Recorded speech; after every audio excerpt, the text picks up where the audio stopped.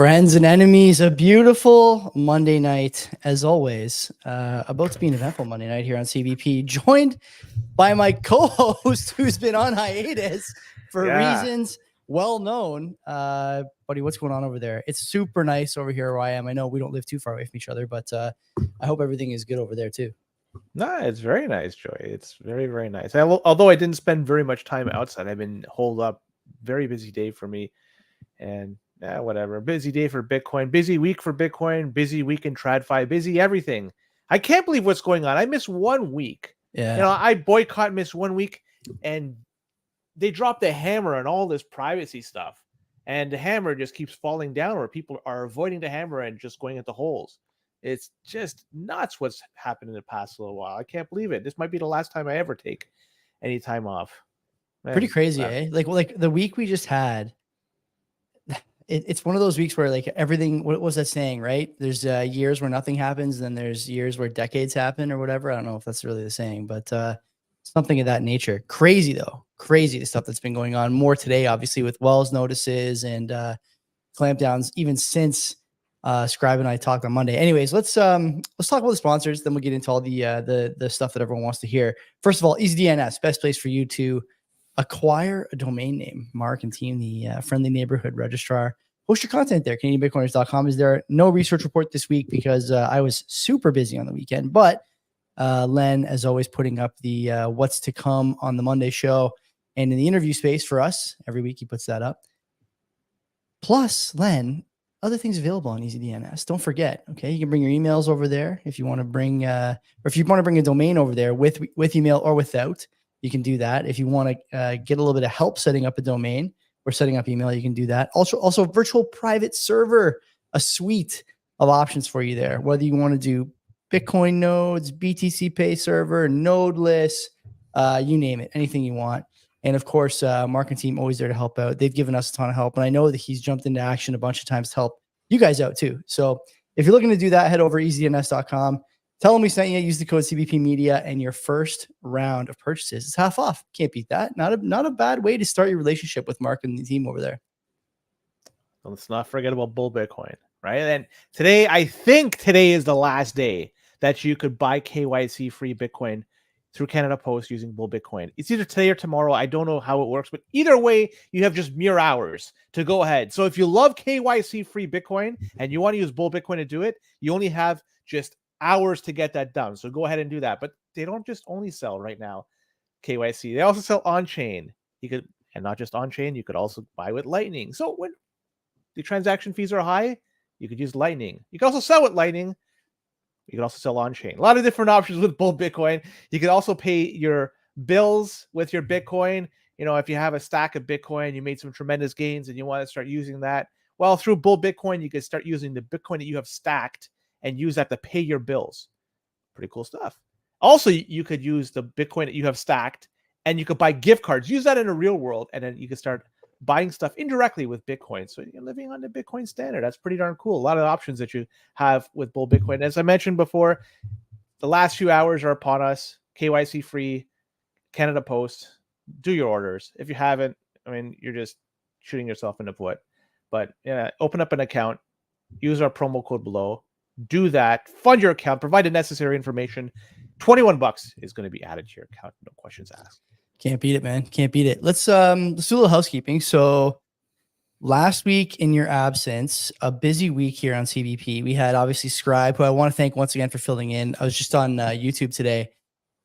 Positive comments. I got a few DMs from people saying they appreciate what he's been doing for the show. Obviously, he's coming under a few different names and a wealth of knowledge. So we're happy to have him anytime he's available to fill in for one of us. You can't beat that. Your two favorites, Bailey and Goodwin, last week on Tuesday night. A lot of positive feedback on that interview. I think some people, much like you, upset that they came on, but overall, I haven't heard anyone say that they didn't find some value. Great. Wednesday, high hash rate, I did late at night with the boys there. I gotta tell you, Len, I don't know how you managed to do that show so late at night. Like, I was exhausted, but I still think we had a really good conversation. And then Thursday, I did Why Are We Bullish with, who's on there with? Bitcoin Walks. Great. That's a great initiative, by the way. Go for a walk and talk about Bitcoin. I love that. Ben Justman, based winemaker out of Colorado. And who's the other person that was on there with me? Ben Perrin. No, Ben was there for sure. Oh, was it only 3? Yeah, but I thought there was one more. No, there wasn't. That was it. Yeah, no, that was it. There's just 4 of us. Yeah, of course. And then Friday, if you haven't heard yet, go check out my interview on Michael Campbell's Money Talks. Mike and I don't often trade notes before the show, but this week they asked for some stuff that he could brush up on a few days before the interview. And then Friday, when I talked to him in the afternoon, right away, he said, listen, we got to abandon all that stuff. There's too much going on. The clamps, like you said, Len's starting to come down, the heavy hand of the regulators coming down, Canada, the United States, and elsewhere. So we talked about that and went over some of the threats and trends on that front. This week, another 2-interview week, I think, right? Tomorrow, I have one on Wednesday. Yeah, if you have another tomorrow, one. I'm talking to Rich Diaz from Looney Hour, who completes our collection of Looney Hour hosts. Len spoke with Steve Stretsky, I think, in 2023. I had Keith Dicker on late last year as well, November 2023. And then Rich is the last one. Rich, I think he shares a lot of our views, Len, on some of the risks in markets, some of the risks in policy error and overreach. And I'm interested in hearing some of the stuff he has to say about everything from Canadian markets to Bitcoin to I think some of the sort of social aspects of market action, if that's the term that you would use for something like that. There's been, I think, something we talked about on the show a lot, a lack of narrative control from the usual controllers of narrative over the last 2, 3, 4 years.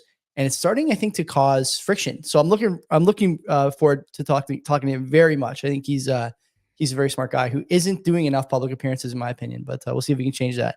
And then Wednesday, you're talking to Fundamentals. Yeah, raw paper Bitcoin, right? Mm-hmm.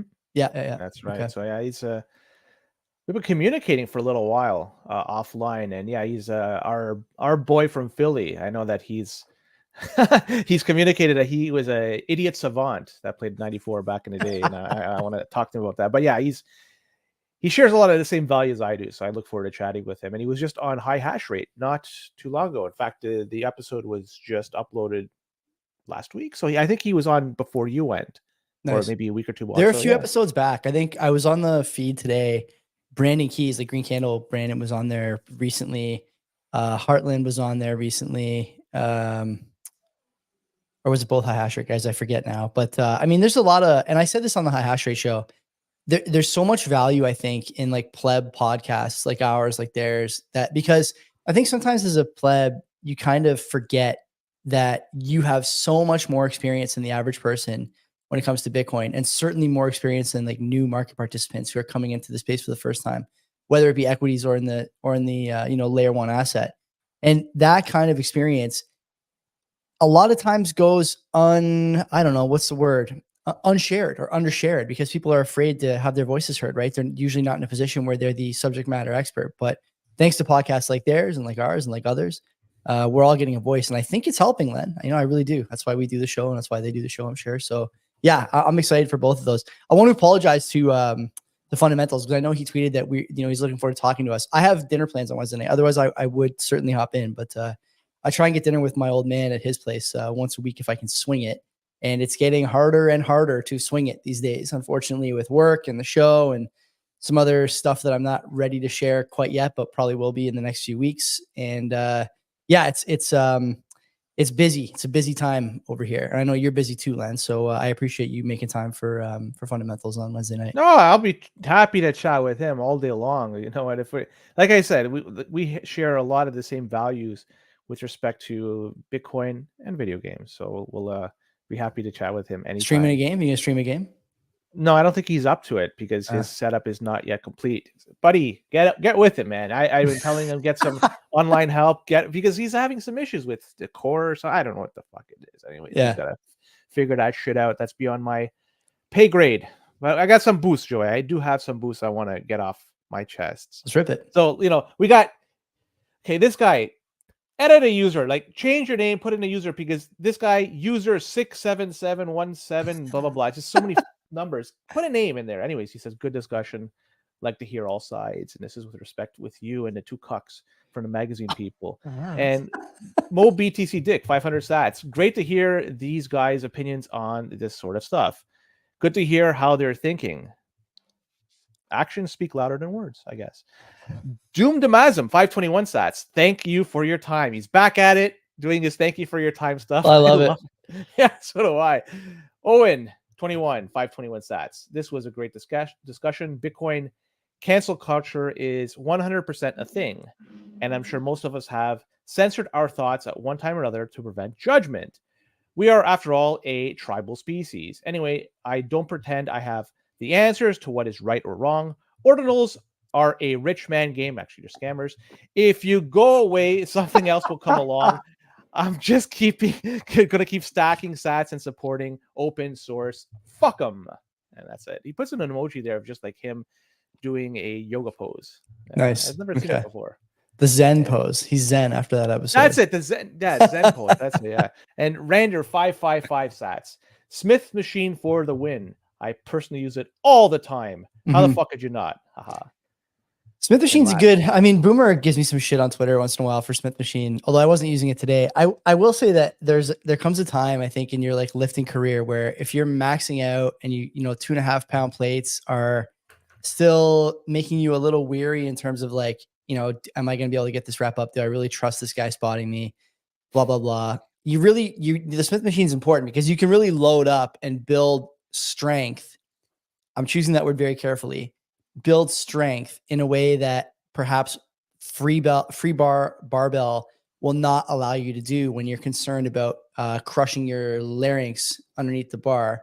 And so you build up on the Smith Machine to a high weight, and then you can back off to the barbell and make that 2.5 pound or 5 pound jump, and then, you know, continue your overload progress. There's also like deloading and stuff you can do, but I've never tried that, to be honest with you.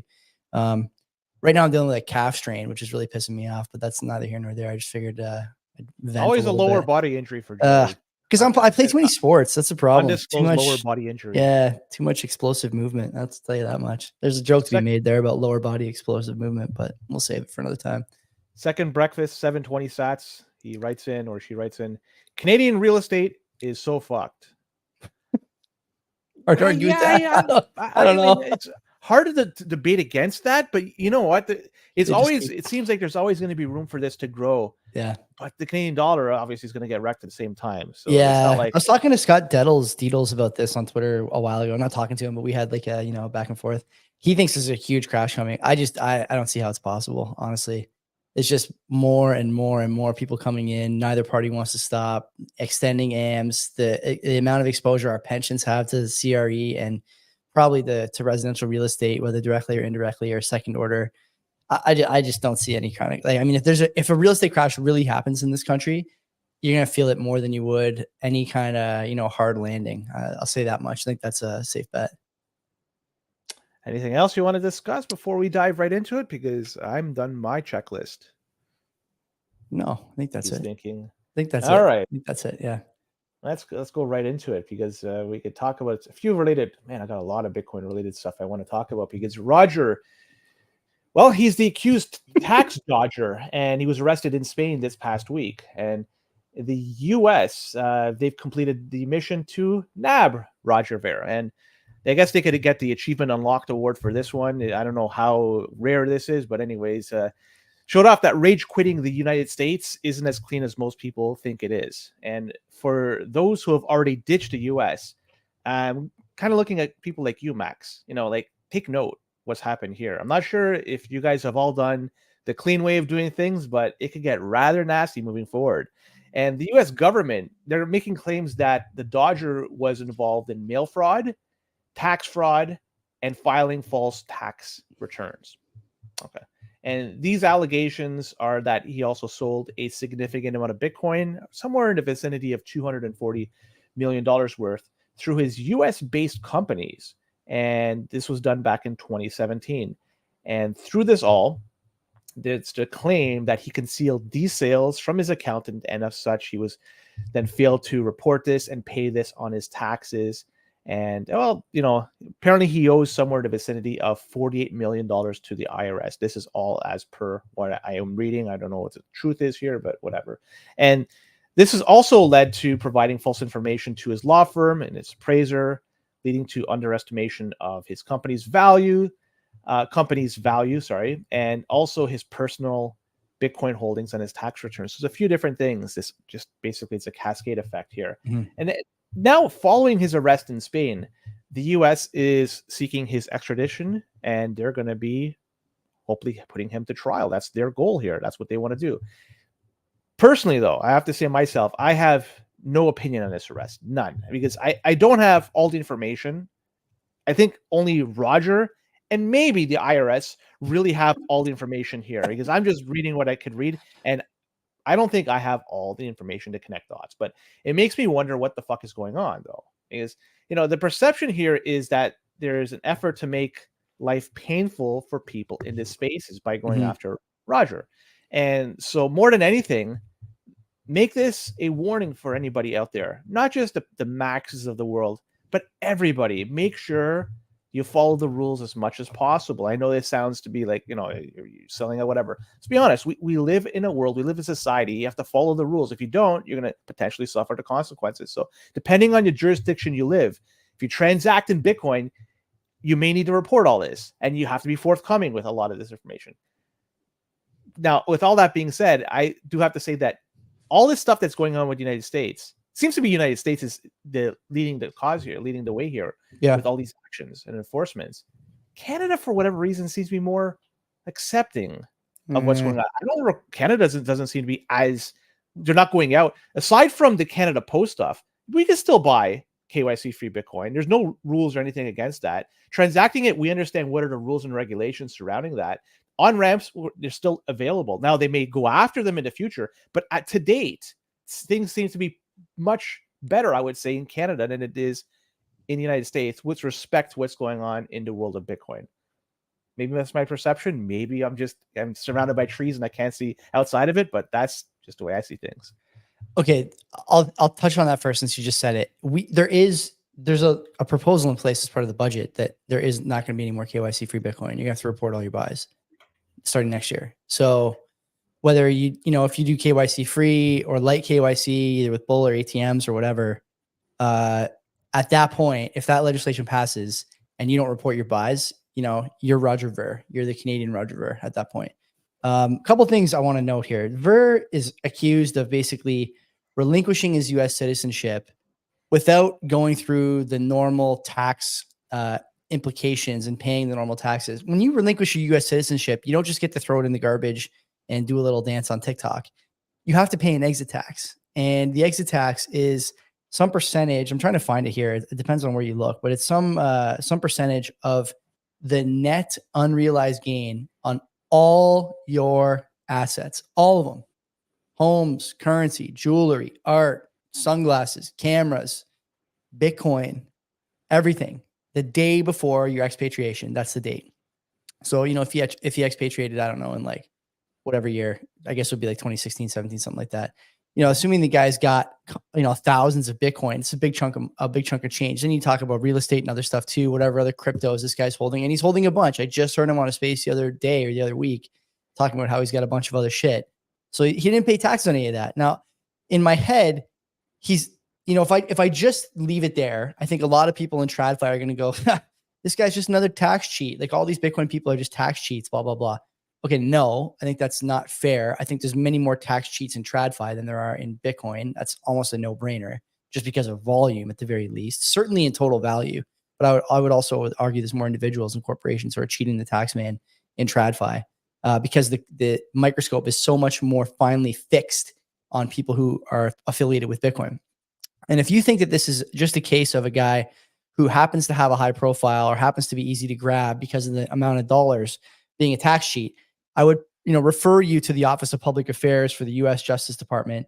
And I would ask you to go through the releases and see if you notice anyone being tagged with any of the quote unquote like cultural references or relevances they may have.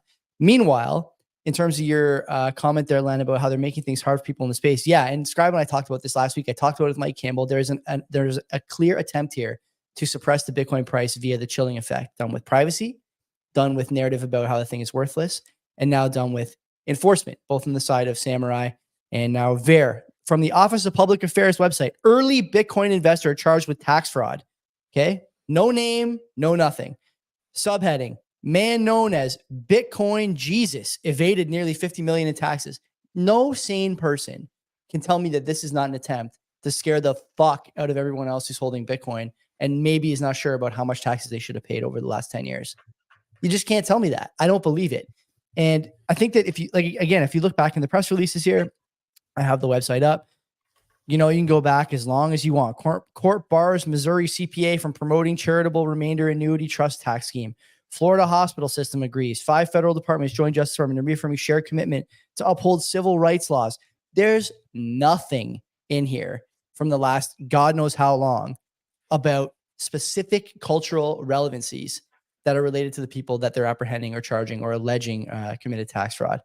You can make it this what you will. But like I said, any sane person looks at this and understands that they're trying to send a message. It's to you and me. It's to you and me. They're trying to send messages to people who hold Bitcoin and saying, you are not outside the long arm of the law. Now, to our credit, I think we've never suggested that. And I think many Bitcoiners would make the case that if I was going to commit some kind of fraud, Bitcoin would be the worst thing to possibly do it with. It's easily traceable. There's tons of KYC options. Depending on how you feel about chain analysis, it's pretty easy to track down a wallet. And even better, Len, no one manages their UTXOs. So it's like no doubt that if someone is caught evading taxes, they're going to know exactly how much Bitcoin you have when you leave the country or relinquish your citizenship or whatever. You know, this is not, it's not a tool for evading taxes. It's a tool for avoiding debasement. And that's what the messaging is trying to skirt around. It's not about, you know, oh, well, people are holding Bitcoin. Or actually, you know what? I shouldn't say this, but it's not about, the messaging is not trying to say, look, you shouldn't hold Bitcoin because it's just a way to avoid taxes. The messaging is trying to say, if you hold Bitcoin, we are looking at you. If you hold Bitcoin, we will find you. Even Bitcoin Jesus was caught. I'll also say, I'd be curious how you feel about this. This messaging is for us. I think I'm using us in like the sort of royal sense, the Bitcoin holders. I don't think any Bitcoin holders actually take this messaging seriously. No. I think what you will see instead is less new participants to the self-custody market, which we've talked about in the past, is I think what the government is looking to really lean on. Got to keep people away from self-custody, got to keep people away from holding their own keys, force them into the ETF, cattle pen, and hold the Bitcoin for them. They get exposure to the price, but not to the freedom. Which, by the way, you know, Mark Goodwin, Bitcoin Magazine, if you took the transcript of the stuff he said on Monday and told people that you said it about the ETF and self-custody, they'd believe it. Sure. Yeah. I see a murderer in jail who basically turns his life around and, well, I mean, may have turned his life, but it says that he's found Jesus and he's repented and he's reformed and all this stuff. But look at the body of work. You know, you've killed a number of people. Fortunately, you know, not only did the courts claim you as a murderer, but the court of public opinion claimed you as a murderer. Point taken. But I will say that I think there's something to be said here about this idea that there's an attempt now to herd people into these vehicles and away from self-custody. I think there's a chance that like the money transmission thing. I didn't say this on Mike's show, but I talked to him about it afterwards. The money transmission license thing that Samurai is being accused of, or Whirlpool is being accused of. You know, up until 2019, in any legislation or in any ruling, including private letter rulings, money transmission used to mean receiving and transmitting currency. Well, there's no receipt of currency or money in the Samurai's case, and so like they're again, like we'll talk about this with Robinhood. We'll talk about it here. There's an attempt to create law through enforcement action, to create jurisprudence and precedent through enforcement action. It's not right. This is not how the law is supposed to work. And, you know, I said it last Monday, I'll say it again. You got to ask yourself, you know, here in Canada, okay, we got the Bitcoin Coalition, who, like I said last week, many of you guys have messaged me and told me they don't fucking do anything except take pictures at conferences. In the States, you have Coin Center, you know, this outfit that's tweets out memes and claims to be influencing legislation, though clearly is not in any meaningful way. And we continue to say, like, look, we have to engage in good faith with governments and try and why? They're not engaging with good faith, even in their own laws, let alone with what you're planning on doing, like usurping this, sinking ship. They would rather have you rearranging deck chairs on the Titanic than allow you a lifeboat. Period. End of story. And so, like, I just, all these things together are frustrating to me. And that's why this morning when you sent me the thumbnail, I'm like, fuck, we're mad about this, I guess, because I'm pissed at everything. We should be, because it's not fair. What are we supposed to do? What are we supposed to do? You can't, point, if you ask for guidance, you don't get it. Okay. And we'll talk about that with the Robinhood thing. If you ask for guidance from the SEC or whoever in the States, you don't get it. And if you ask for ways to hold the vehicle in an ETF tax advantage account, you don't get it. And then you ask for, what am I supposed to do when I leave the country? You're supposed to pay your taxes. Maybe you did, maybe you didn't. I don't know. We'll find out. Samurai guys. Okay. We're not going to be a money transmitter because we don't receive the money. Well, too bad. Now we're taking that out of the definition. The rules are fluid only for one team in the game. And so it's like, it's like the same way I used to play games with my younger brother when we were kids. If there was ever a moment where I thought I was going to lose, I just changed the rules. What's he going to do? Nothing. He's, smaller than me, younger than me, dumber than me. That's how we are viewed by the Leviathan at the moment. And so my question remains for these people. Yeah. My question remains for these people who are like, whatever, touting their action and their influence. What the fuck have you been doing? Because whatever it is, it's not fucking working. So go find some other slant. All of you guys, stop telling people you're helping. Stop telling people you're engaging. Stop telling people you're in the room. You're not. It's clear. If you're in the room, you're just serving the fucking coffee and throwing the cups in the garbage because you're sure as shit not influencing policy here, the US, in Europe, anywhere. And so then what do? We got to keep playing. There's nothing we could do. There's nothing you should do. No. What should we do? What do you think? Sit back and enjoy. This is an open source, decentralized technology. There's not, and I've said this many a time, there's nothing these guys can do to stop this fucking thing. They could ban mining, they could ban on-ramps, they could ban the whole fucking thing all they want. It will do nothing. It may slow it down, but it does not change the fact this thing is going to fucking take over. I love it. And I love watching this take an effect. It shows you that it is on their minds and they want to do something to prevent it or make it more difficult for people. Yeah, make it more difficult for new people. Eventually, they'll fucking learn. The people are already in this space. They know how to fucking use it, and they'll use it as much as they can, not to their advantage, but just as per the letter of the law. I could buy Bitcoin. You were mentioning in Canada they might stop that, and if they start reporting even KYC free buys, until that's instituted, all buys, right? All buys, yeah. The other, yeah. Until that's instituted, you're able to buy.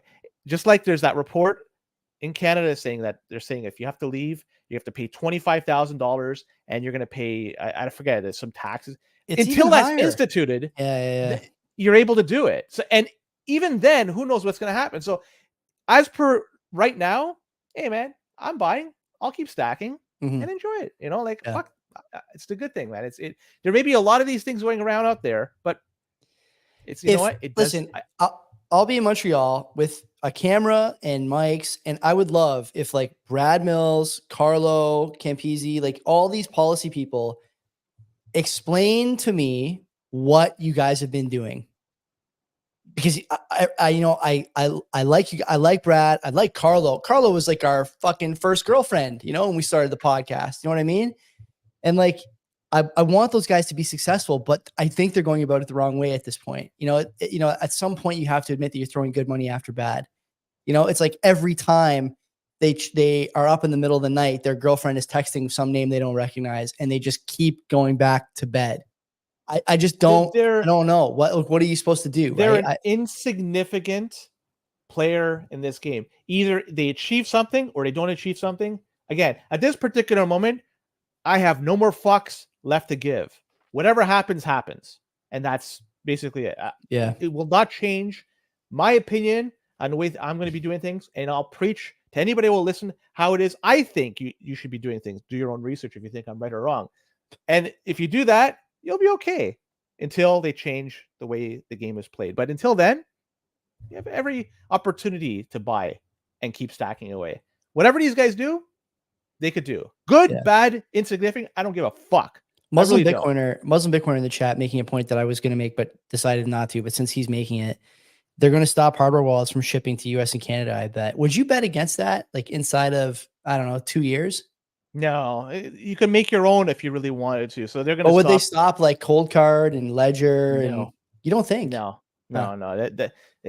If they go that route, they're going to start banning Bitcoin altogether. Now, if they ban Bitcoin, I can see them banning that. But it's not going to be one without the other. It's going to be just a totality. The more rational thing, I think the more rational thing to do would be to let them keep shipping and just, again, like create another honeypot of names and addresses that they could go to for taxes and whatnot.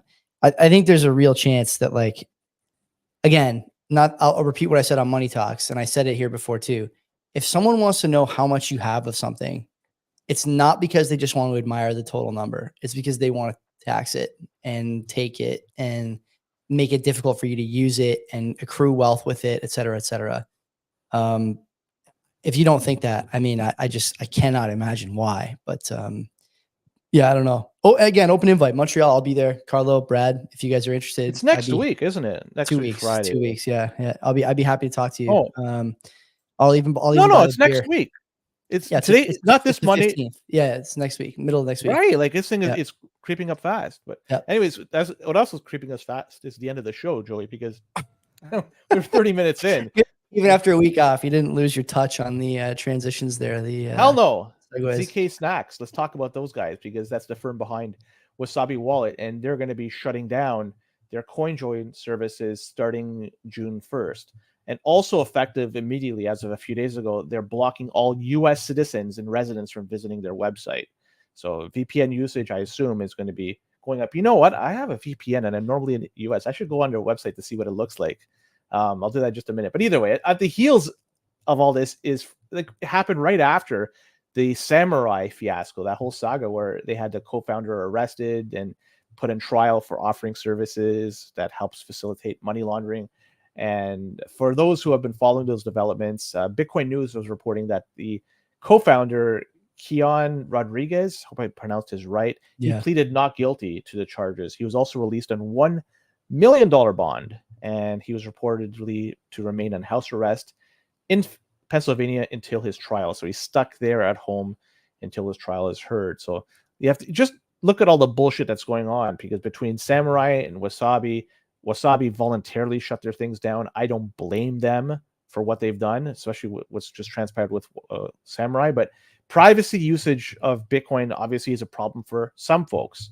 And like I said earlier, with respect to this, Canada seems to be much better than the US, maybe until a law states that we have to start reporting all our buys, both KYC and KYC free. But at least Canada doesn't seem to be going after the people like they are in the US. And after seeing all this, like, come on, like, you were saying they're trying to push people into custody, like ETFs, for instance, right?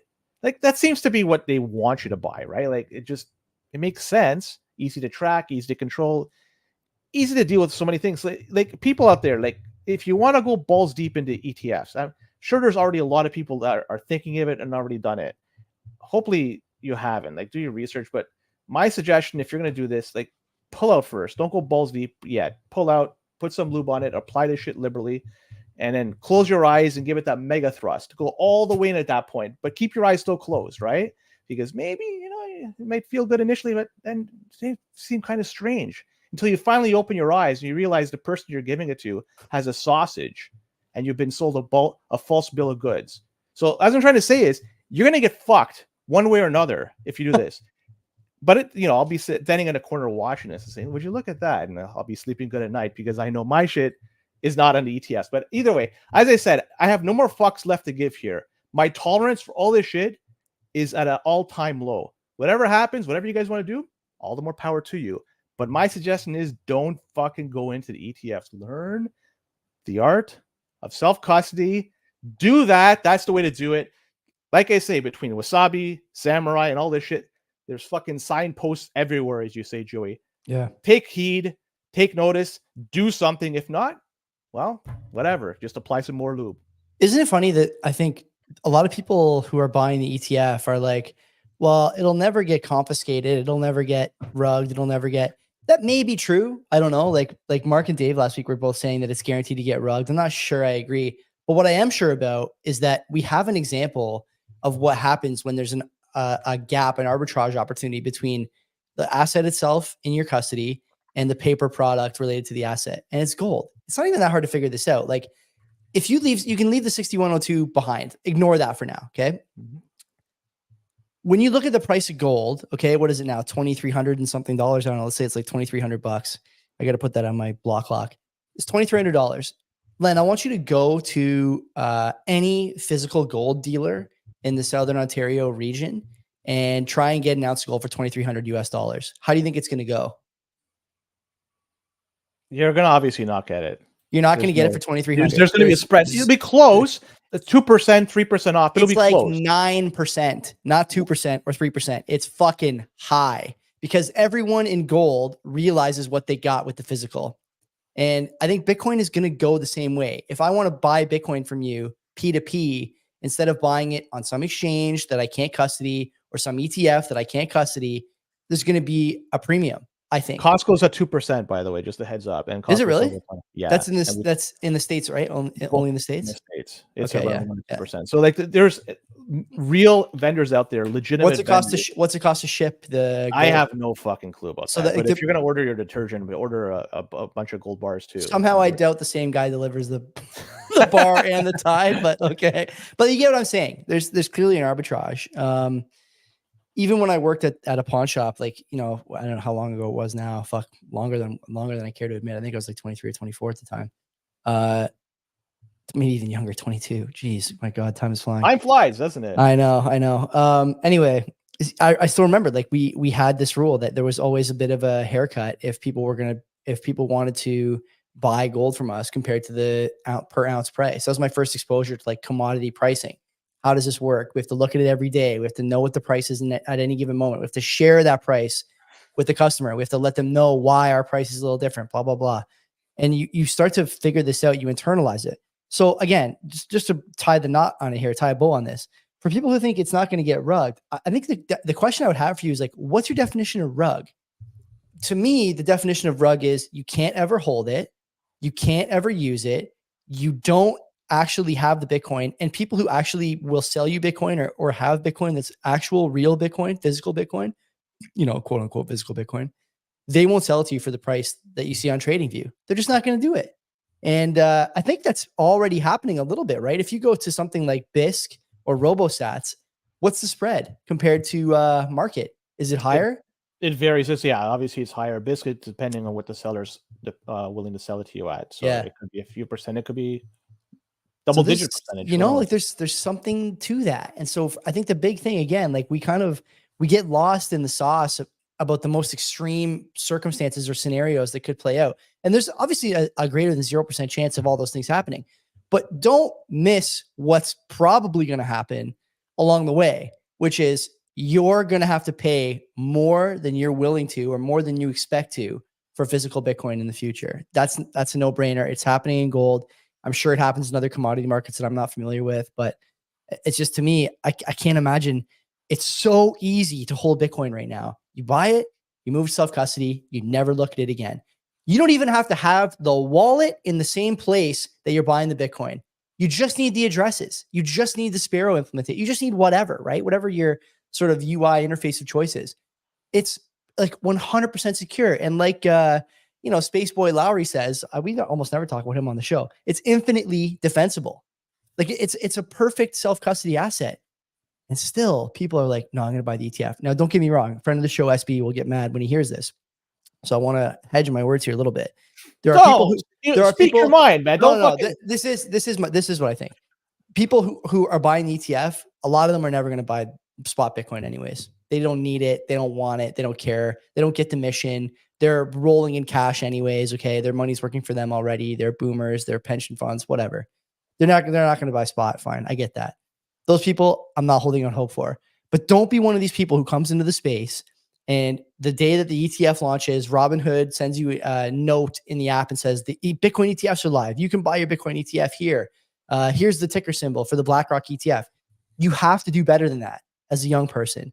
Anyone under the age of, I don't know, what's the number, Len? 50 at this point, like should have the technical competence to be able to do this and take it seriously. And, you know, I'm working with I got a meeting arranged beginning of June with, I guess we would call them people above 50, and they are going to do all self-custody using Love it. card. So the age is just a number.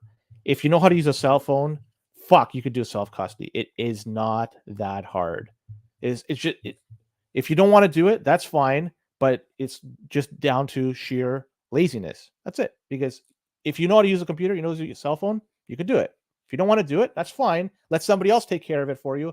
But if something happens along the line, which, you know, may or may not happen, but the chances are much greater than zero that something could happen. And if it does, yes, you know, you accept the consequences that go along with it. If you properly self-custody, if you fucking learn how to do passphrases, several of them too, good luck getting your Bitcoin.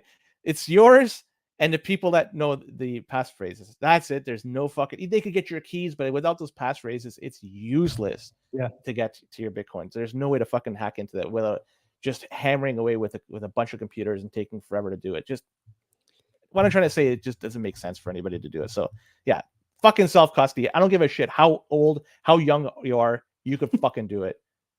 Everybody, I was going to say something, but I'll just I'll say it in the chat. Sure. Okay.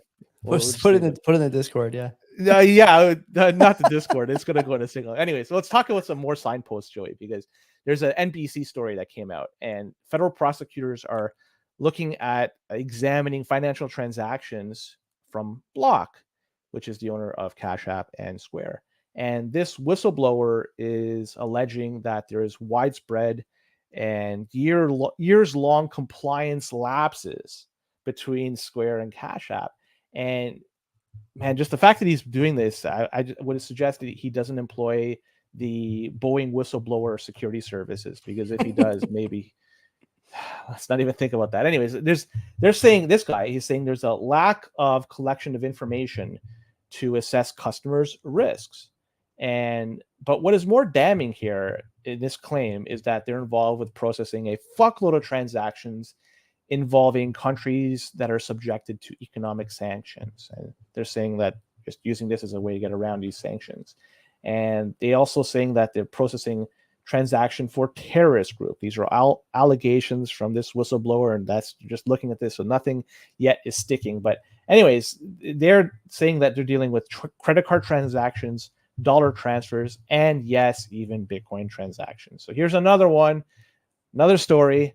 I'm just compiling a list of all the bullshit we're getting from the Department of Justice, the Justice, who the fuck it is. Yeah. Just dealing with Bitcoin. SEC, we'll just talk about that in a little bit with their enforcement action, or sorry, their Wells notice they're handing out to Robinhood. Guys, take notice here. Look at all these fucking signposts. Again, if you don't do action and fucking protect yourself, it's on you. But if you do something, great. But everything is here. They're not hiding it. You can see all the bullshit that's going on. So take action before it's too late. They're just not politically aligned with Dorsey, right? Dorsey tweeted out earlier that day something like "follow the money" or something like that. Like, you know, he's right.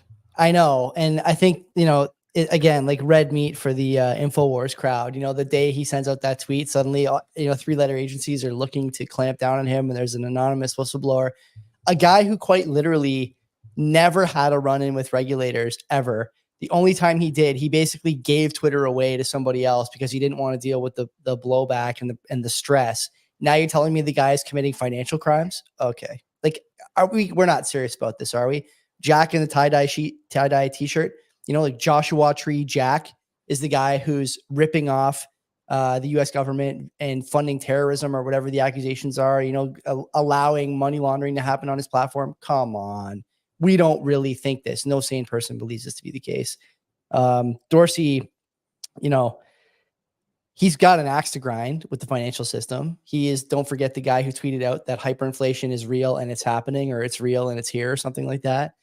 How do you feel about that tweet 2 years later? I think a lot of people in the government probably still hold that against him. And to suggest that there's not personal vendettas being carried out through those vehicles, I think, is patently false. We've seen this happen a bunch of times. Gensler, only in the last 2 weeks, not even accused, but proven to have been fabricating information, trying to pin down some crypto organization or some Bitcoin adjacent organization.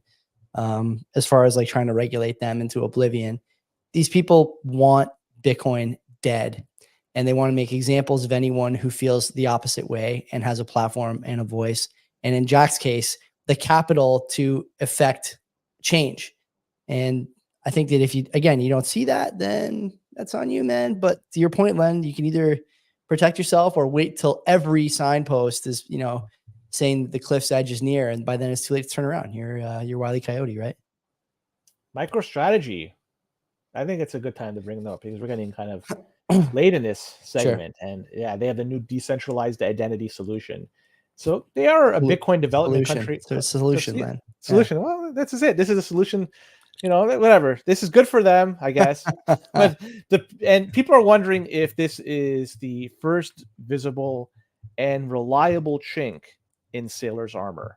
And I would say even the vision impaired could fucking see that is true. So according to MicroStrategy, these DIDs will use the Bitcoin blockchain exclusively to store and retrieve information, and it will be inscribing data in the witness of transaction, allowing for greater extensibility and verbosity when creating DID documents while reducing fees and block space consumed. So if you look at this, in other words, they're going to be using the subsidized portion of the block to document those DIDs. And thanks a lot for using the subsidized portion.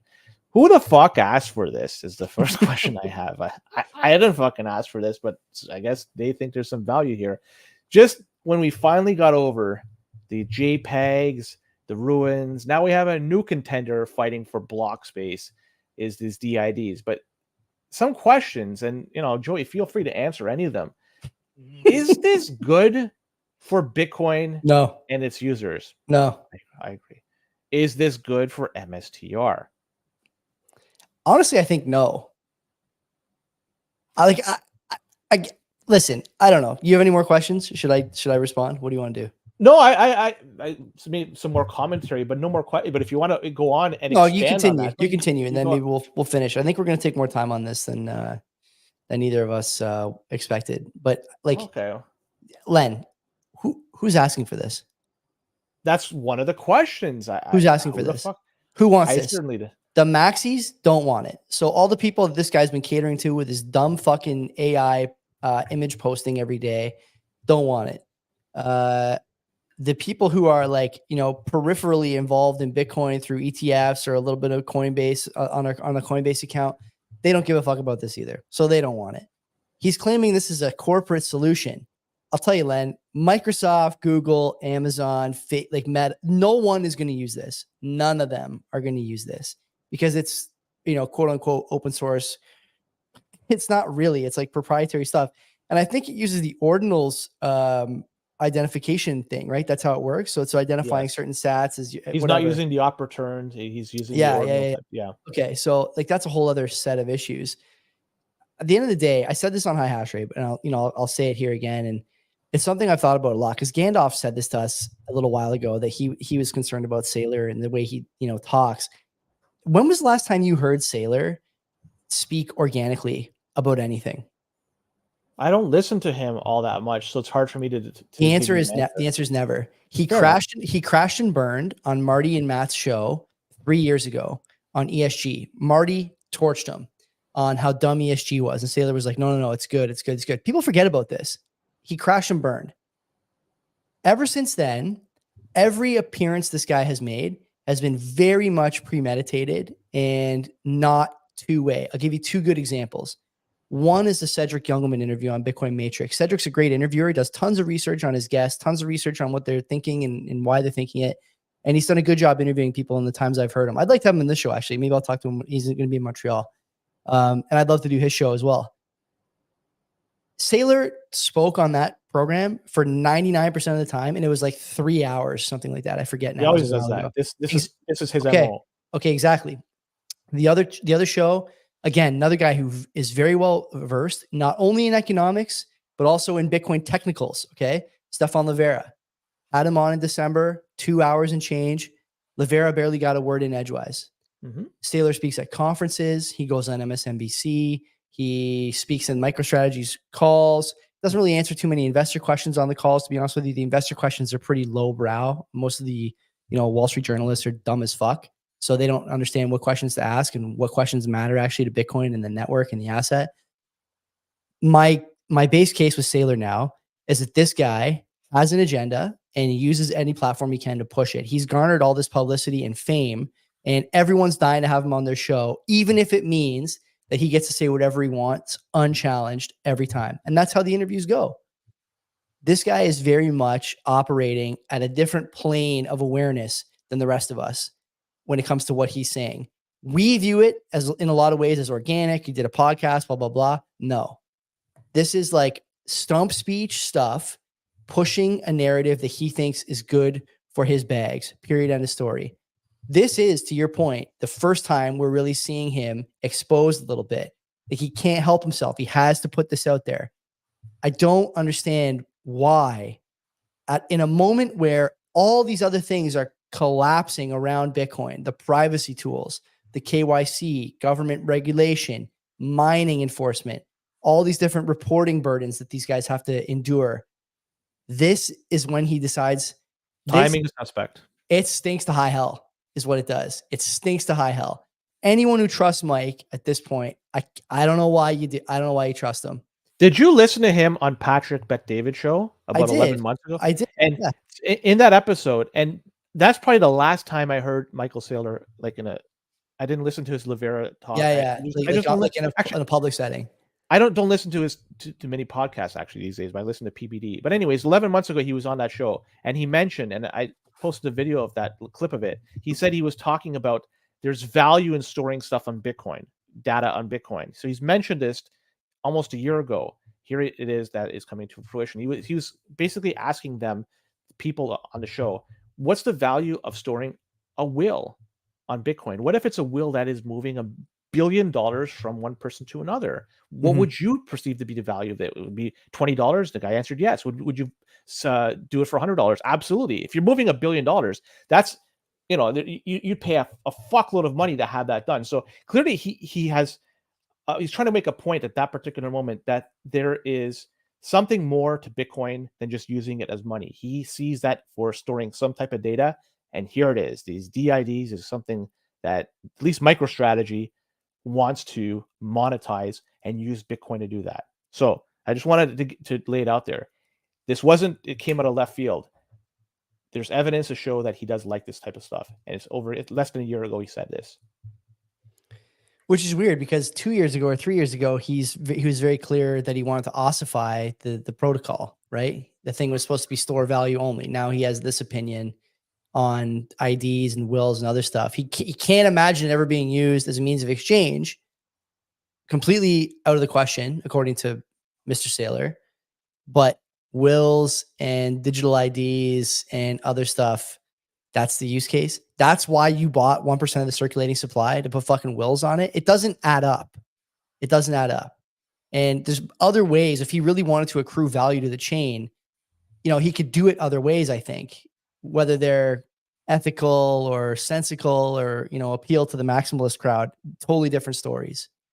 But there's better ways to do what he's trying to do, presumably pump his bag. Better ways to do it than this.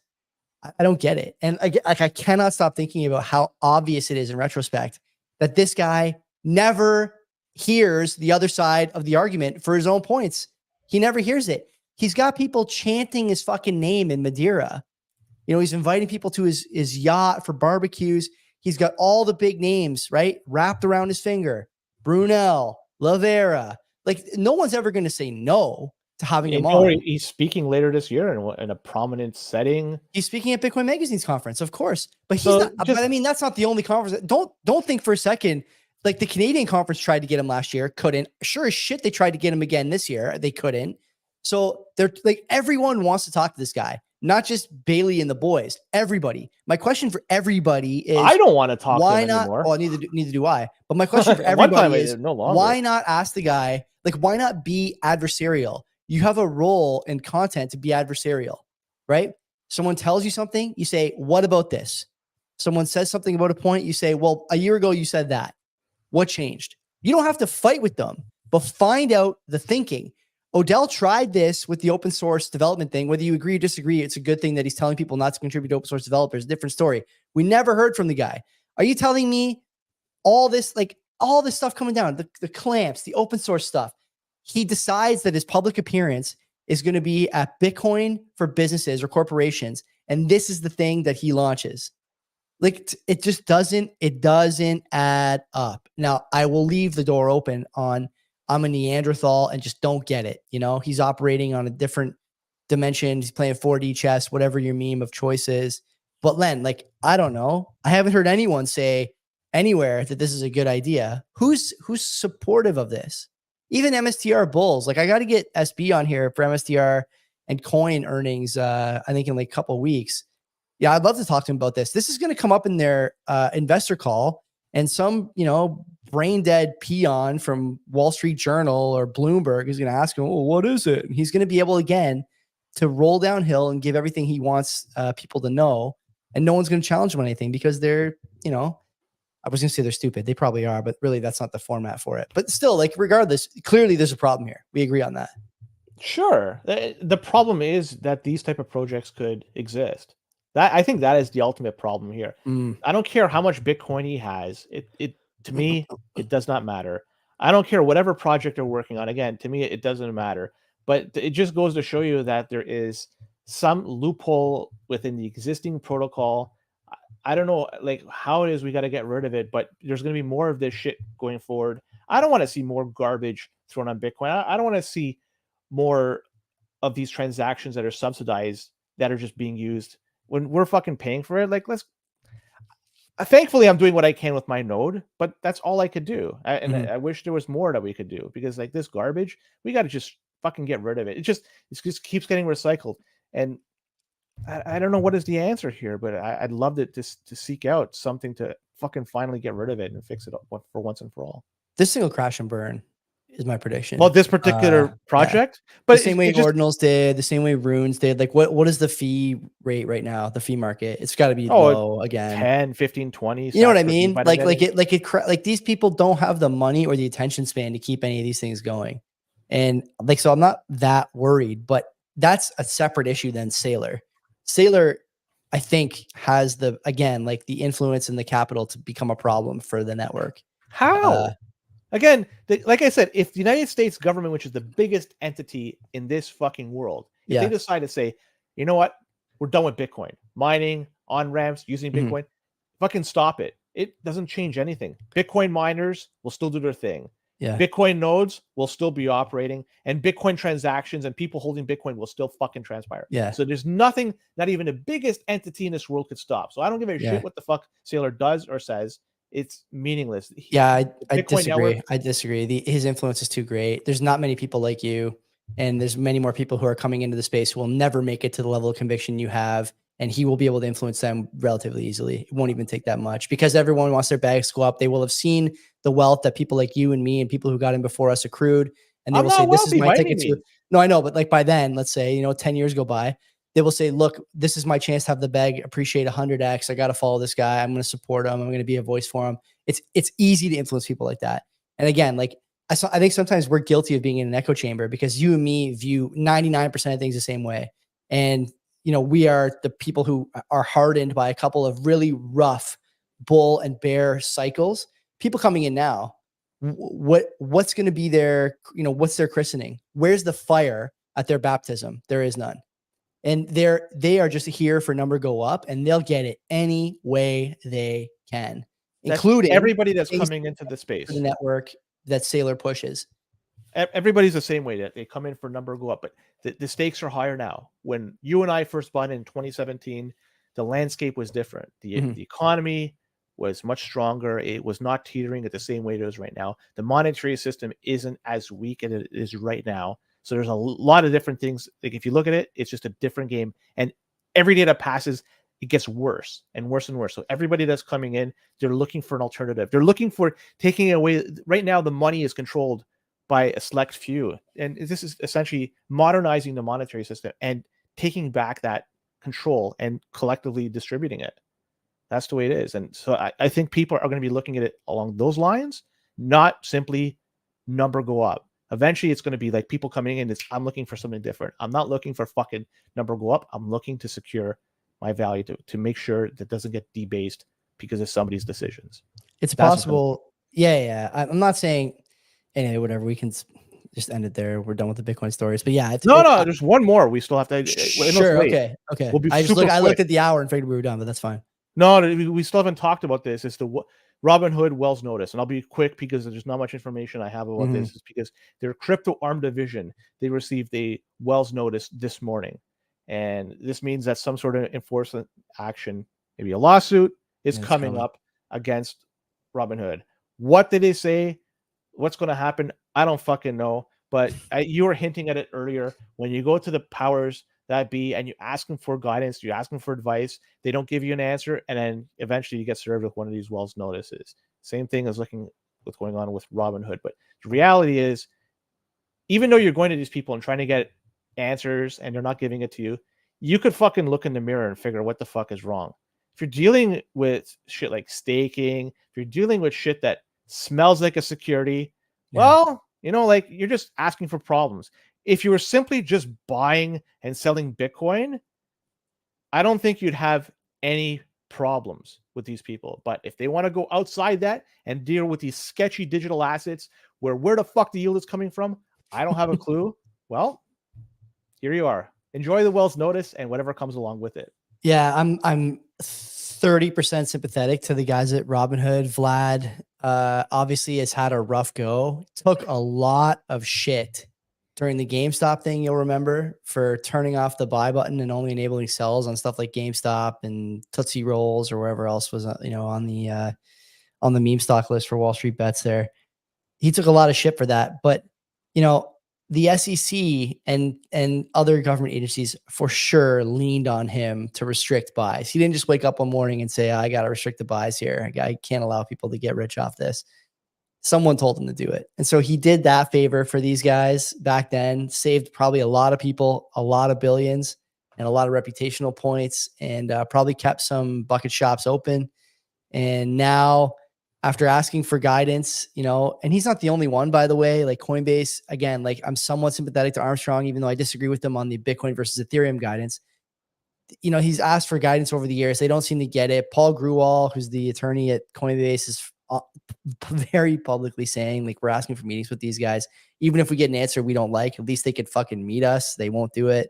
I suspect Robinhood, who's a much smaller player, experiencing similar issues. Again, I would file this under chilling effect more than anything else. You'll notice that, the SEC just won't do this with Coinbase, even though Coinbase has, ostensibly all the same things. I don't think they're there for anything that Coinbase doesn't trade on its platform. Coinbase is the place where all this garbage launches, right? It's like the larvae nest of bullshit tokens. And I just think that, like, anyone who's like thinking this is anything but chilling effect is, these laws are intentionally vague, by the way. The Howey test, like it's not really that good. It's literally 100 years old at this point or close. We're really going to use this to decide what's security and what's not. And I don't hold any of this stuff. Obviously, I know you don't. It's just that we are trying, I say we, the US is trying to shoehorn new things that people find value in into 100-year-old legislation. When the most advanced piece of technology was a calculator, it's not going to work. There has to be a change, but there can't be, because when you change something like that, the inertia to do it is impossible to manifest anyways. But if you were to change something as old as the Howey test and change the rules for securities laws, like, you would just have the floodgates open and everything would become completely unruly. There's some people who would, say, and I think I might be one of them, that would say that just because you have a hard time governing doesn't mean that you should govern improperly as a solution.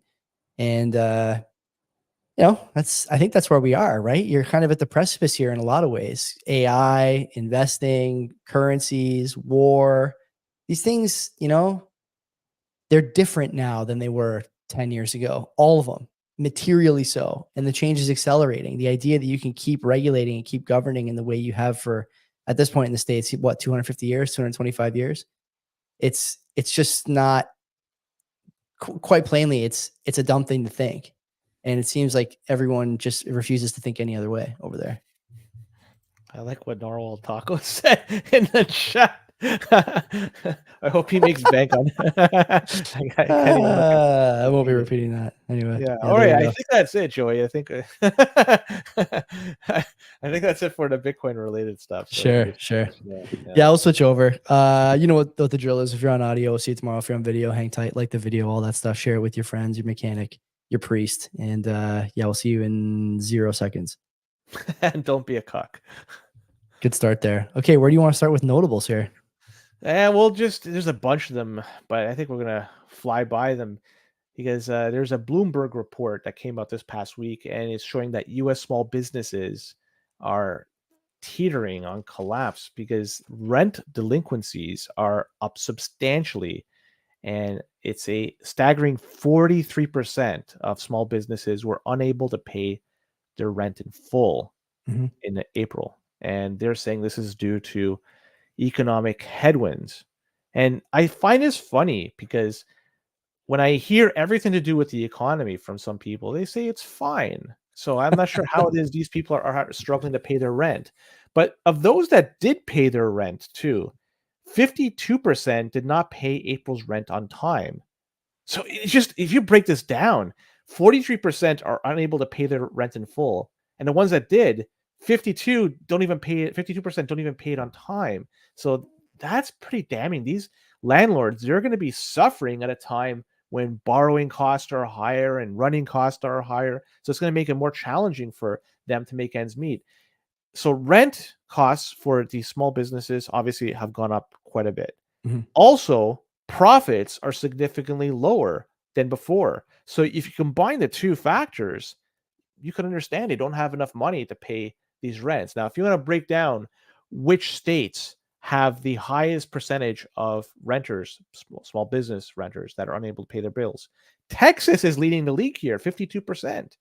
That's pretty high. Then it's followed by Massachusetts, California, and Maryland. But yeah, like Texas, I wasn't expecting that, but it's California. I would have put them on the top of the list. In fact, New York, I thought I'd even put it even higher than that. But this is damning stuff.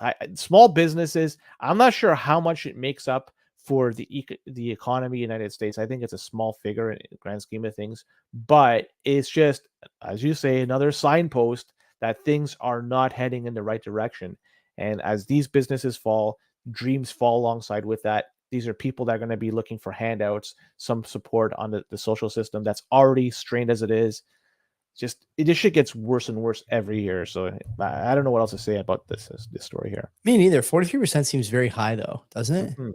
It really does. Who's reporting that? Is it the same people reporting the jobs numbers? Like, is it the same random number generator behind that? It's always high. So if they'll revise this later on to about 13% better. No, I don't think that's the case. And could you imagine you're a landlord, you're collecting rent and then these guys are late or not paying in full. What do? You evict? And then what do you replace them with? Like, you can only get the building back if you squat in it. That's what the landlords are doing. They're squatting in their own buildings. That's actually a good idea. And then you start from anew, you pay nothing, and it's yours. That's actually good. If you claim your name, like just use a pseudonym like Pablo or something. They can't fucking trace it to the landlord. Like, yeah, I'm Pablo. What the fuck? Here you go, Pablo. Here's your new building. We should have put this content behind the Patreon paywall. That was good. We're gonna save a lot of people a lot of money, I think. That's true, yeah. But which state was it? Any particular state? It was New York, I think, that was guilty of that. They're all. I mean, some of the stories you see. We haven't done landlord eviction / squatting stories on the show in a while, but there was that one clip that was on Twitter. I must have sent it to a million people. Honestly, some woman owns a house. She's been gone a while.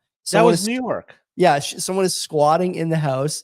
She goes to get them kicked out. The squatters call the police, and she gets arrested for trespassing. Like, you can't make it up. And when people say, like, this is obviously small business owners are not going through this, at least not yet. But when people say that private property is not the right you think it is, like, boy, oh boy, if that set of rights goes by the wayside, Len, you are in for a treat in the United States. The social fabric will dissipate quicker than anyone can imagine, for sure. Joey, there's And I want to hear your take on this because I could not figure out what the fuck to make of this. And it's a total TradFi story. That's why maybe I can't wrap my head around it, is because the United States Treasury said they're going to be launching a buyback program. And they say this is the first time this has happened since 2002. I think they were doing it from 2000 to 2002. The fuck is all this about? Like, I don't quite understand what it is that they're trying to achieve. I'm not exactly sure what it is they're trying to do, because they're still also trying to sell a whole bunch of debt over the next little while. They're not changing the amount of debt; it's remaining the same. So they're still selling debt, but doing a buyback program. They're buying the debt. So it's like the old Treasury, debt that's cheap. Yeah, kind of. So basically they're buying debt. My understanding is the auctions have not been great in the Treasury market. So I think when you have an auction, this is way above my head, but I'll do my best here. When you have an auction, basically you issue debt at different durations or whatever, and people either buy it or don't buy it. And the thing is, like, if someone doesn't buy I don't know, at a regular auction, if you ever go to Brian's auction here in Southern Ontario, okay? If someone doesn't buy treasuries, I'd love to show up. They sell skids of Lay's chips, but if this keeps up, there can't be that many more months before treasuries start to appear in the lots. Oh, the CBP is going to show up. Yeah, I'm going to bid on. We got a skid of U.S. treasuries here. Yeah, 10-year, 4%.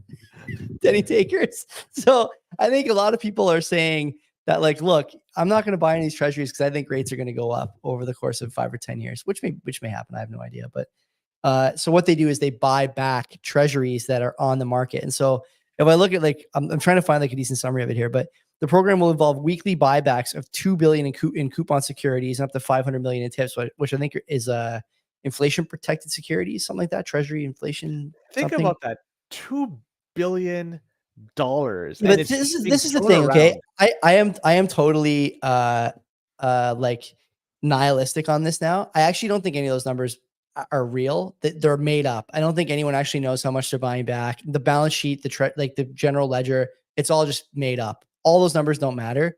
It's just so, like, Bloomberg or Seeking Alpha or whatever can report something. Someone can write something about the treasury auction instead of just they bought back a bunch. They have to say they bought back 2 billion. The jobs numbers we know for sure are made up, like statistically impossible similarities month to month. They're made up. Okay, so let me read this here, and then we can see what we can do with this. The treasury market has always been the largest and most liquid segment. This is written by AI. I'm not going to read this, actually. Speaking Alpha is such a dog shit website. Anyway, the point is they're not selling at all. Yeah, they're not selling any long dated treasuries. I know it's indicative that people no longer have faith in the U.S. debt market. I know, and I have an awesome idea. Let's buy some and let's do a giveaway on the show. Can we get them for cheap? Like if no one wants to buy them, can I get a couple for like $1? Like, how much? What's the minimum bid? I don't know. Let's give it away at a show. You got to get DJ Boyapati can tell me next time I listen to. I'll message him and be like, hey, buddy, let's get a couple bucks together. Me, you, Joe Consorti, Len. We'll get a couple of skids of treasuries here. We can do it. Accept Bitcoin? I doubt it. Not yet, but they should. And so anyway, the whole point is that no one wants to buy the debt, so they just buy it themselves. Is that it? And then when here's the thing, right? Like, it's confusing for us because we're just a couple of guys with day jobs who do this for shits and giggles. Like, the only reason I know about any of this stuff is because it affects my Bitcoin bag. So, like, otherwise I just don't care, or it affects, like, the price of my house. Otherwise I just don't care.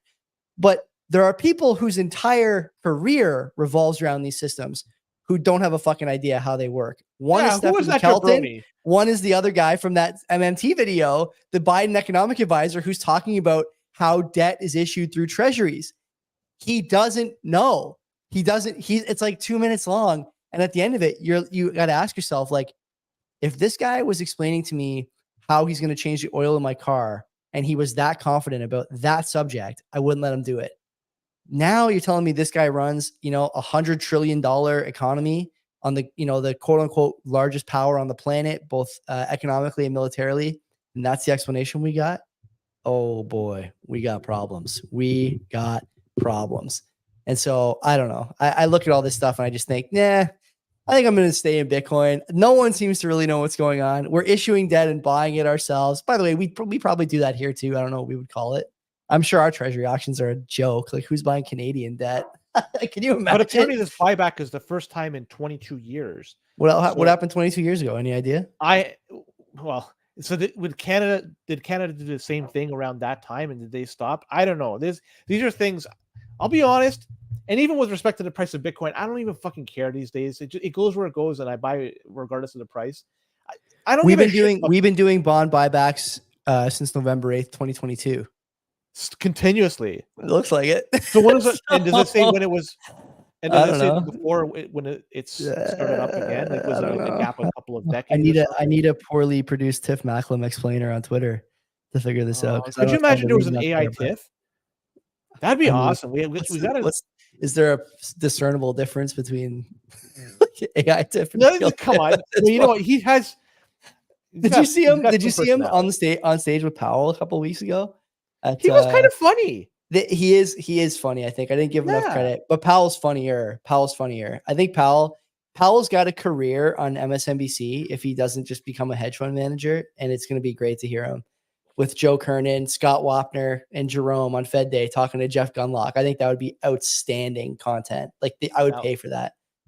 Is Tiff going to be around if there's a change in government? Are they going to go through the process of turfing him? It seems like I think you're right, and you know what?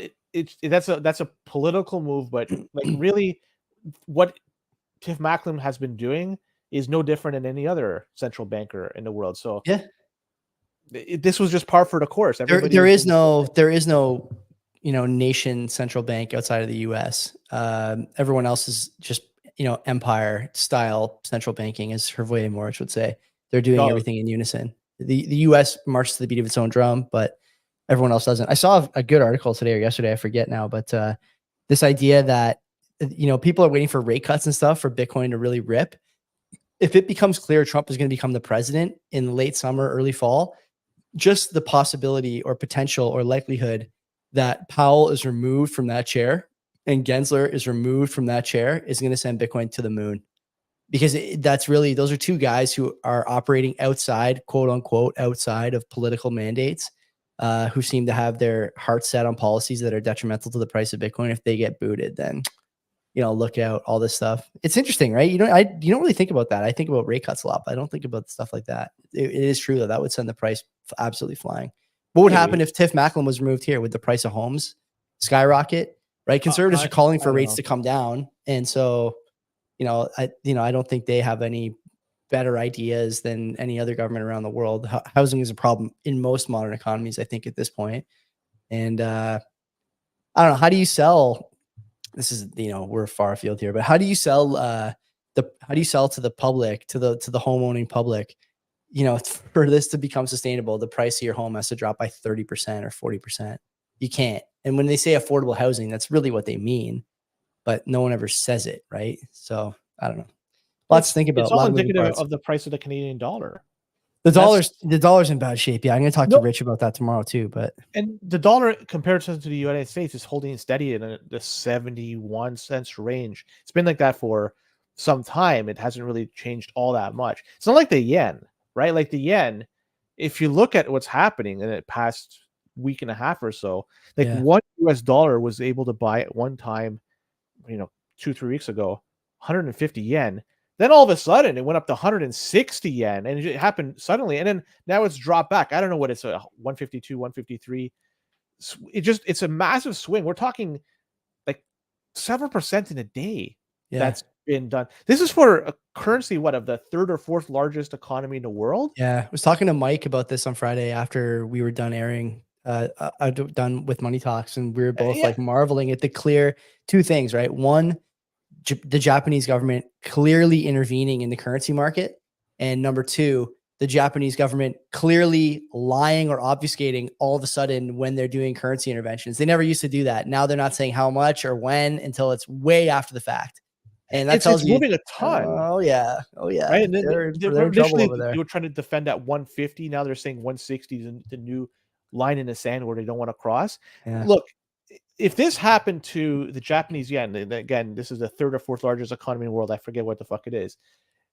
It could happen anywhere. aside from the United States, of course. That will happen last. Dollar milkshake, right? Yeah, exactly.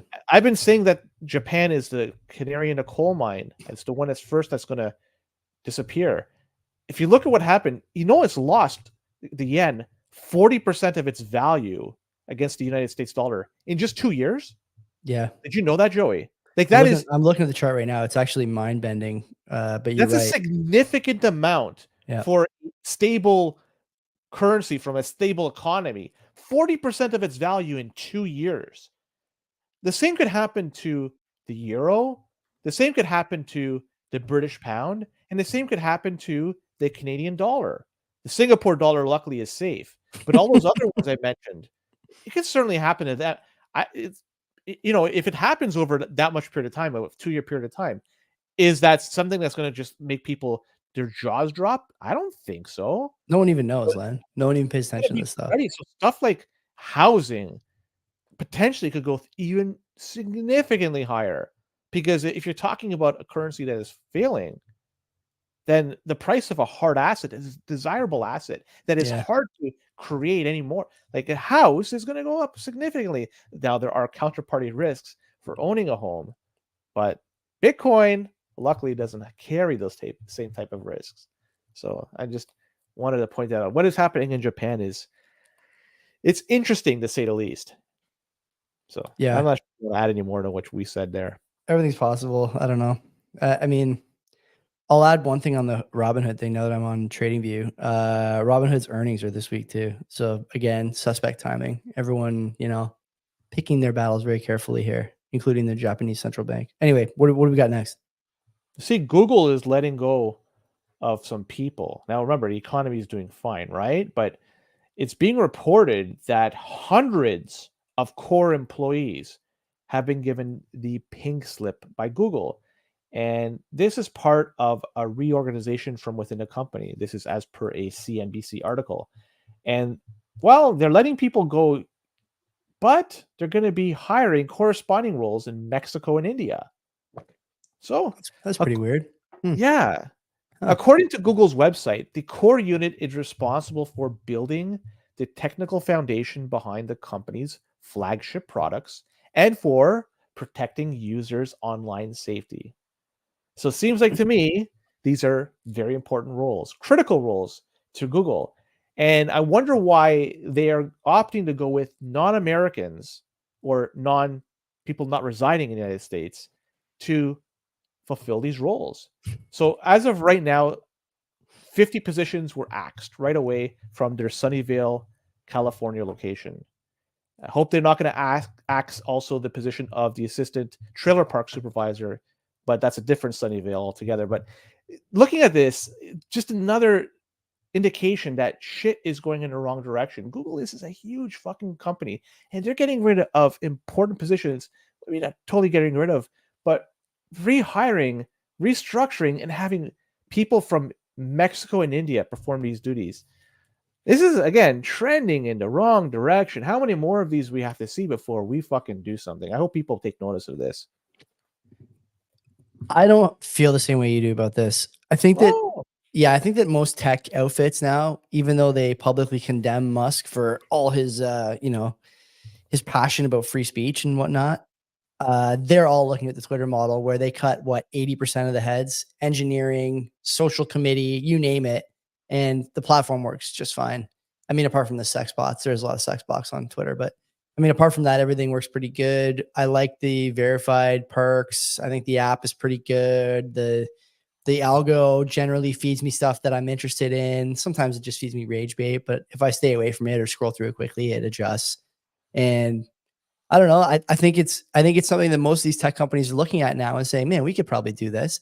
And just in case we can't, let's hire them back at Indian wages or Mexican wages just to be safe. Like, it's not that hard to figure this out, is it? I think, again, like if you look at, God, I'm walking on eggshells here, but I'll try my best, Len, for you. Okay. There are clear gaps in expectation for wages between the average American or Canadian and the average Indian worker. We've seen them over the years, both here domestically in Canada and also overseas. If you call, for example, like, I don't know, your insurance provider. I called my insurance provider, my healthcare provider last week, and the person on the phone was not Canadian. We've talked on the show before about the Freshie, the terminal operators that are remote cashiers basically for these companies. They're in India. There's a lot of labor over there that's, I think, in a lot of regards, as competent or close to as competent as their American and Canadian and whatever European country counterparts, and they'll work for 1/10 the cost. Google's not a dumb outfit. These people know what they're doing. They're very bright, and I would just say that this is what you're gonna see way more of this going forward, because I think a lot of those jobs were the product of overexpansion, number one. And number two, I think some of those teams and some of those products have reached maturity. Like how many engineers do you need on search at this point? Do you need still 100 engineers? This is for building the technical foundation behind the company's flagship products and protecting users' online safety. So it doesn't sound like to me. Online safety is basically the social committee, right? Don't forget that. Safety is not security. Safety is hate speech and other nonsense that these guys, govern and regulate and have their hands in that pie all the time. As I get closer to being demonetized on YouTube with every word, I'll just continue and say that I think that this is going to continue. Once again, I don't see that it's going to change anytime soon. There's technologies that can do this work. There's cheaper labor that can do this work. And, when I think about something like the safety stuff, they take a shotgun approach anyways. It's not like anyone is having high-level conversations with lawyers or anything. They're just taking channels down or issuing strikes willy-nilly. They don't care. So why not just have someone else do it? Like, I don't need a, Harvard educated. The optics look bad when you're Who gives a fuck about optics? Len, these guys are stealing every ounce of data you give them and selling it to every person who wants it. They don't give a fuck about optics. For an election year, the optics do matter. Who cares? And both political parties need these guys so fucking bad to compete that it doesn't matter. I would agree, but it could be something that is easily, I don't want to say exploited, but you could take that and use a weakness. You think? Yeah. You can amplify the weakness. Sure. And if you have the person that wants to replace the incumbent, you could easily point at something like this. And it's a laundry list of shit that's out there. And it's just add this onto that list and say, look, fucking things aren't that good. And here's another reason why jobs are going to other countries. Why is that? Things clearly are shitty and it's under your watch. Why did all this happen? Well, we'll see what happens moving forward. We'll talk about some bank failures really quickly. The weekly segment on bank failures. No, we don't talk about them a lot. I think we're going to start again here pretty soon. I posted recently on Nostr that we're due for some bank failures. It's gonna fucking happen, right? The BTFP program ended not too long ago, and that was almost like a life jacket for some of these smaller banks in order to just weather the storm from these higher rates environments. And we have normie news out there, CNBC, reporting that this is the fucking headline right from their CNBC, why hundreds of US banks may be at risk of failure. They're reporting on this. They're fucking showing this because there was a consulting firm called Claros Group, and they conducted some research and they analyzed some 4,000 banks in the United States. And they found of those 4,000 banks, 282 of them were facing a dual threat of commercial real estate loans and potential losses tied to higher interest rates. Remember, the PTFP program ended. This is exposing a lot of their assets to that high interest rates garbage. And the majority of these banks are smaller banks with less than 10 billion in assets. Remember, 2 billion was just a number we were throwing out just a few minutes ago as being fuck all. 10 billion is 5 times fuck all. So if you look at it, the FDIC is only going to be supporting people up to $250,000 should these banks go tits up. But we've seen in the past that they've gone above and beyond this and made everybody whole. So we have now 282 banks that are being identified as potentially going to have some real problems moving forward. That's 7-8% of the overall banks in the United States. Granted, they're the small ones. The majority have less than 10 billion in assets, but they have users, they have customers. There's loans out there, and you can't have some or all these banks fucking go tits up and still have the economy running the way it is right now, which ain't running all that good. But let's throw on some more garbage into this, and the dumpster fire is going to get even bigger and hotter as a result. So yeah, there you go. Bank failures. Yeah, we're going to be talking about this a heck of a lot moving forward. And I suggest people get one of these stress balls. They're fucking really good if you're working in these banks. It's going to keep you sane and talk about Serenity now as well. But yeah, what are your thoughts on this? At least as the dumpster fire intensifies, we can, hopefully put some tent encampments around them, keep them warm. As long as those fires burn through the winter, we might be able to get a few people through a difficult time, right? That's pretty good. That's a positive. Yeah, and you could do them at all these universities and colleges that have these protests going on, because I'm sure there's some going on in some cooler parts of the states. I know we're in Maine. There's still going to be some areas that are northeast, northwest. They're still relatively cool. So yeah, get these dumpster fires moved over there. Let's get these protesters nice and warm, because we don't want to have any frostbite cases. It's too expensive to have them go to the hospital. They don't have the money to afford this. So yeah, I'm with you there. Let's take this disadvantage and turn it into an advantage. What another disadvantage is the SPR. Have you been following the SPR? What is there to follow? They're trying to keep gas. Those guys are going to drain it to nothing until November. They're going to keep gas as low as they fucking can and try and they don't want people waking up to the fact that everything is so much more expensive because of the policies they've put in place. Well, the wars they've chosen to fight and support. It's all just bad news over there. Well, if you look at the chart, they were slowly replenishing it. So they weren't depleting it. It was a very slow increase month to month, week to week. But still, there was net gain. It wasn't a net loss. So I got to give them credit for that. But recently they said they're going to be stopping the replenishing of the SPR. So refilling it is unfortunately going to be taken off the table, because they're saying that the costs have gotten too large. So any new bids have been pulled. But that was at a time when oil was above $80. Today, it's slightly less than $80, right? So it may be time they're going to start replenishing this again. I don't know. It just seems like politically it makes sense for them maybe to stop refilling it and start releasing it and keeping gas prices low. But eventually this has to get refilled, right? They just can't leave it at low rates, right? Like low reserves.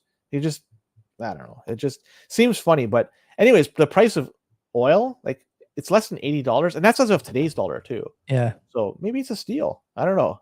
Maybe they did the right thing by selling it off at a higher price and then replenishing it at a lower price. I mean, that's maybe the move of the year. Who knows? Do you believe the EIA numbers on what's left in the SPR? You know what? I don't even. There's no other place to get the numbers, right? You have to get. Yeah. So, like, for me to question it, I never even thought of it. Maybe it's bullshit. I don't fucking know. You have an opinion in it, right? What do you think it is? Well, it sounds like, just based on history, you're saying it's total BS. It's made up. Yeah, I think it's made up. Yeah. How can they possibly know how much is in there?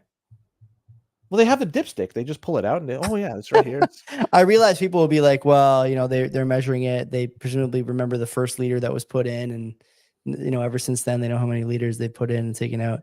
Yeah, maybe, but I doubt it. I can't honestly, Len, I just can't get over this stupid jobs number thing from 2 weeks ago. That's fucking, it pisses you off. Eh? Well, because it's just living so rent free in your head. Well, it's so low effort. Like, if you're going to cheat on the numbers, at least make the numbers look different. Instead, you pick the only numbers that are just statistically impossible to achieve.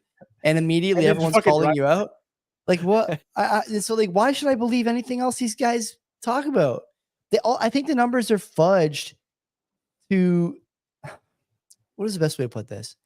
I think the numbers are all fudged to smooth out what they want the eventual policy positions to look like. So, for example, they keep on doing these quote unquote releases, and there's still plenty left to release, keeps the price of oil down, blah, blah, blah. They change the jobs numbers, and then suddenly when they want to start putting a cut into the ether, the jobs numbers are terrible. They're way worse than they ever have been before, way off the trajectory, way off the the predictive markets. Then you start talking about like, I don't know, what's another good example of this? There's probably a million out there. My head is racing. I had way too many coffees today. I just think that these numbers are all made up. And so when I see these numbers, like, you know, they got this down. It's not even, this is the best part, right? This reminds me of the Canadian immigration live tracker. Like, are you telling me these guys know exactly how many thousands of barrels are there to 6 digits? So like, you know, they tell you right now there's how many? 364,000 barrels of oil in there, or 366,000, something like that. I have no idea. This is a hard chart to read at the very bottom, but do I really think they have that kind of tight control over the volume of oil in there? Well, Honestly, I don't. Maybe there is shrinkflation going on, and the size of a barrel has gotten smaller. Galen Weston is manufacturing the barrels. They're outsourcing it from Loblaws and other people. So It's just a yellow barrel that says barrel on it. Like yeah, the rest of the no name. And branding. if you compare a barrel from 10 years ago, you could visually see, my God, they're much bigger than they are now. But to the naked eye, just getting a barrel today seems like a regular old barrel. So they could say they have, you know, 700,000 or 300,000 barrels, but we're using now a smaller barrel to define how much we have. So it could be just shrinkflation is taking hold here, and it's another thing that's just being fudged as a result. God, I just think it's so great. I don't know, man. I mean, I just don't believe it. Am I crazy? Like, I know people online, especially the FinTwit heads, whose like entire existence relies on like interpreting data, and I'm data driven. The data's made up, moron. Like, what are you driven by? It's made up. How does anybody like the jobs thing? Okay, how does anybody who claims to be making a career off being data driven, like you're like Danielle DiMartino Booth, okay, who's like writing books about how the Fed works, how these things operate, how they're all data driven, how they make decisions, or you're like, I don't know, like another hedgy or something like that, or someone who runs a fucking investing newsletter service, and then your entire worldview is hit by a fucking asteroid the size of the one that killed the fucking dinosaurs, and you're like, you just pretend it didn't happen. You just pretend that all the other data you quote unquote built your career on was real the whole time. How can you do that? How can you just ignore what just happened? And everyone just forgets about this. Like, not only is the data made up, but the people making it up are so brain dead, low effort people that they can't even try to make the numbers look believable. Why should I believe anything these guys say? Like I said, the data is just the data, capital T, capital D, it's just invented numbers to smooth policy changes, I think, or to smooth, the periods between policy changes. How else am I supposed to view this? That's why you got to get these talking heads, because they come on and they say a few things, and at the end everybody feels good. Unfortunately, they don't fucking know anything. Gunlock is the only guy. Honest to God, Jeff Gunlock is the only guy who knows anything. I think everyone else is brain dead. You're paying a couple $100 so somebody can get some fucking makeup and hair done. They come on and they fucking give you, they show you garbage. Like, fuck that. Don't even say that. There's at least Len is referencing one person who's adjacent to the space who demands $200 for hair and makeup. And let me tell you, they ain't getting. What is that? That's like a bullshit. Man, that's trash. That's 200 US, by the way. 200 US. Yeah. If we told you who it was, you'd laugh, but also cry. Anyway, McDonald's, man. Let's talk about McDonald's, because it's going to be a matter of time before they turn into fine dining. I'm not sure if you're following the price. Are they? But they're experimenting with a bigger burger, are they not? Didn't I see that? Whoa, this is shocking. Everything I've seen. So what's the cost of that bigger burger? It's going to be $25. No. And I'm not sure if you've even seen, there are also some locations that they're minimally staffed. It's all computerized, the whole system. So if you look at what's going on, they say that the price of the value meals, their combos, all this shit is creeping up, and it's going to be impacting low income customers. They're saying that those particular individuals are, quote, starting to crack. So, man, you see this. They're saying sticky inflation. Can't believe that's a term, sticky inflation. But they're saying this is one of the reasons why this is a big problem. Consumer confidence is also shattered, and people are reducing their cost in every which way possible. And McDonald's, unfortunately, is feeling the pinch. So if you're looking at what's going on, this company, they've been making money hand over fist. There's always been a steady stream of customers coming in. But now, if you have the lower income bracket priced out, wow, this is going to impact what's going on with McDonald's. This is another, what you call a signpost, right? Let's look at what's going on here and say, what the fuck? If McDonald's is going to have problems generating revenue, fuck, like what's going to happen moving forward? Like, again, another reason why I'm going to buy Bitcoin. This is the only place in the world where you can get content related to burgers that leads you back to Bitcoin. Yeah. The story I was talking about during the Q1 earnings call on April 30th, McDonald's CEO Ian Borden said, "Our team of chefs around the world have created a larger, satiating burger." Oh, like, but I want to know the cost. Is it going to be like, as I don't said, know. 20, I mean, it's gonna be more for sure, or it'll be some kind of like, cheap pseudo food that they're gonna just pump into the normal menu without telling anybody, right? I don't know. But how much? I think they're already going to plant-based in some regard, and others like they don't. I don't think patties are McDonald's has a plant. McDonald's is not plant-based anymore. I don't think. then their patties are like probably paper thin as it is. Like, how much more could you slice off? They're pretty right? thin. I'm guilty of having gone to McDonald's recently, but it was for breakfast, so I don't really know. Hash browns or something. The breakfast burrito. I will say the hash browns have not gotten any It's still smaller. burritos. Yeah, breakfast burritos are pretty good. I make those at home too, but I was on the road and I was like, yeah, you know what? I want a coffee. I want some burritos too. They're good. They're pretty good. McDonald's salsa also, oh God, top notch. I don't know what they're putting in there. Probably some kind of addictive drug, but anyway. Yeah, I think you're right about the bit about the lower income bracket. I don't see any, when I go to McDonald's now here in Dundas, it's all like boomers just enjoying each other's company and having a coffee. I don't really see anybody eating McDonald's the way I used to. And I don't know what to make of that, which is weird because there's a lot of like firepower in there for ordering. And, obviously the kitchen is fully functional, full service, but I don't think a lot of people order a lot of the stuff on the menu. So is there like a shift coming in business? I don't know. I don't know if you follow Starbucks at all, but I look at Starbucks and like, I think that's a pretty good example of a business that's headed the wrong direction, like very clearly. And one of the things I noticed in the earnings call, I got to find it here. 0 calorie energy Starbucks? drink. I'd love to know that. What? When was the last time you've been inside a Starbucks? Oh man. I don't know. Long time. I want to quiz everybody here. I don't think, certainly not this decade. I don't think last decade I've been in the Starbucks. Yeah. So I don't know. It's probably like fucking 15, 20 years since I've been in it. So I'd love to hear people. How many people go to a fucking Starbucks? The people in the chat. Yeah, the Starbucks team is, talking about how they're researching a 0 calorie energy drink for to sell. And someone on Twitter commented like, did Starbucks just say they discovered black coffee? I thought like that's perfect. They had a fucking announcement about a low calorie energy drink, and they sell coffee as a business. That like there's a lot of companies now who are, I think, finding themselves on unstable footing for the first time, thanks to a number of different factors, whether it's the dietary preferences of their client base, the financial status of their client base, or the sudden competition and willingness. Honestly, Len, like this is not even a shot at foreign workers, though I think there are a lot of shortcomings with some of the foreign workers I've seen, or new Canadian workers. I don't know what the politically correct term is in a lot of the restaurant settings that I've been to recently. I think there's a general lack of concern and pride in service work in general. I would sooner go to a local coffee shop here in Dundas and pay double the price for a couple of coffees if they'll let me bring my dog in and they have something nice to say about like, what's going on in the neighborhood that day, or they're competent, or they're, asking questions and engaging with me and stuff like that. And the service is better and the product's a bit better. I think a lot of people are doing that now, right? They may be spending less overall, but enjoying the things they spend on a little bit more. And so why would I go to Starbucks to pay, I used to have a girlfriend whose father called it $4. And so I'll steal that term.